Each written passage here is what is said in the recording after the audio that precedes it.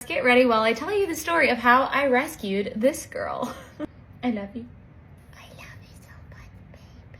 Gosh, where to begin, really? So I was on my way back from Alabama to Nashville, and we were kind of in the middle of nowhere in Alabama when a dog ran in front of the car in front of us. And I am unfortunately the kind of person that stops for strays every single time, which is a heartbreaking thing to do, but it's what I do. So I stopped and I made my husband pull over and I was like, puppy, puppy. And she came right up to me, and that was the first time I'd ever had a stray actually come up. Usually they just run away, and I was shocked. I did not know what to do. I was also crying a lot because she was in a bad way, you guys. She needed shots. She needed to be dewormed. She had no hair on her back. Like, it was sad. So my husband and I were like, okay, I guess we're taking her back to Nashville and she's gonna stay with us for the night, which is exactly what happened. Took her to the emergency vet in Nashville and they were like, she's not chipped and she is responsive, so you can take her home for the night. And I was like, oh my God, oh my God, oh my God, oh my God. By the way, she was so damn sweet, but absolutely not leash trained and did not understand like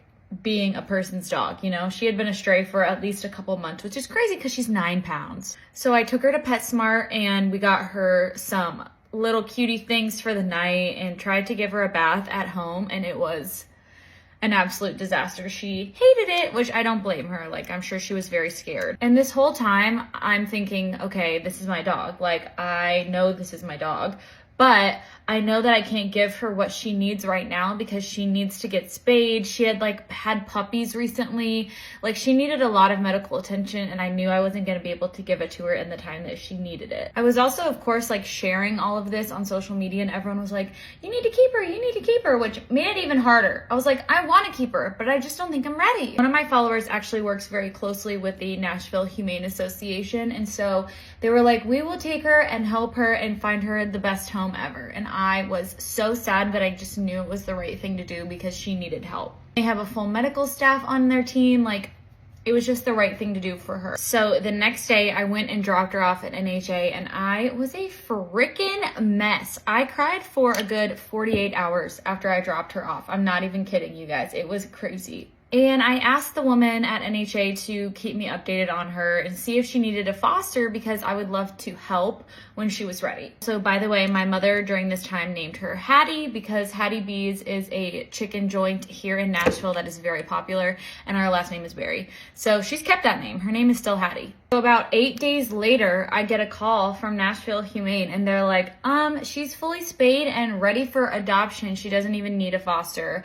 And if you don't come tomorrow and get her, she's gonna get adopted immediately. So it's kind of up to you. Like, you have first dibs, but if you don't come tomorrow, she's gonna get adopted. And so I was like, oh my God, I went from being ready to foster her to calling Reed and saying, we're getting a new dog, babe. I'm on my way to pick her up. As much as it was like a scary decision, we knew that we loved her from the first time we met her and just had to do it. Like, it just felt like it was right for us. So they made us bring Penny first to see if they would be good in a meet and greet setting, meeting for the first time, and they were so cute. They barely even acknowledged each other because they wanted to sniff around, but like, everybody was cool with everybody. Let me tell you something. The first week having a rescue at home is rough, okay? Penny was not a rescue, so we had her when she was a puppy and we can kind of mold her.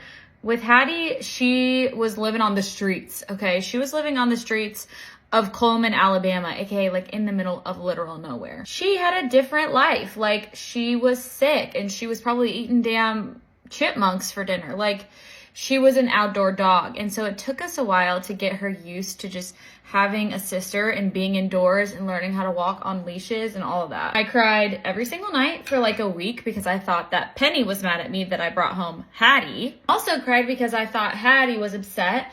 It was just an emotional time. But I tried to follow the 3-3-3 rule with adopting dogs, which is 3 days, 3 weeks, and 3 months. It's how long it takes for them to get adjusted to their space and how they change. So if you want to learn more about that, let me know. It was absolutely crazy, but now, a couple months in, they are best friends, and Hattie is getting along so well. She just got her first groom the other day, and she looks so cute. And it's crazy to think that she went from being an outdoor dog dog who was scrapping it on the streets to now living in a cute little house in Nashville, Tennessee and getting groomed. Like, it's crazy how quickly you can change a dog's life. So if you're a rescue dog owner, I tip my hat to you because it is hard, but it is so rewarding. And I'd love to learn more about your little fuzzy friend in the comments below. Say bye, girls.